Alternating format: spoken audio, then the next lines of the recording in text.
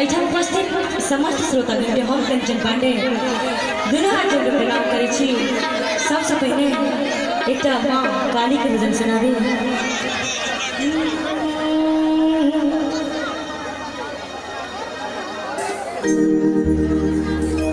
ताहि से पहले अहाँ सब कनि शांत रहू। जखन जे चीज होइ छै से होइ छै, कनि भजन होइ छै तऽ कनि बुझते छी भजन से सबके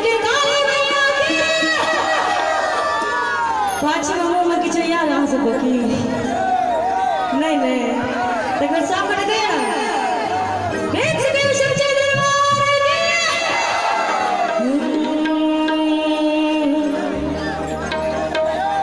जयंती मंगला काली भद्रकाली कपालिनी दुर्गा क्षमा शिवा धात्री स्वाहा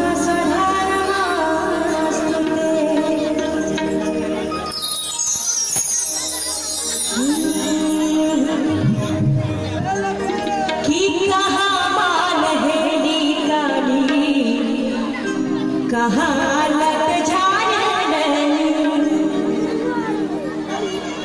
कहाँ मान हेरी काली कहाँ लग जाने माँ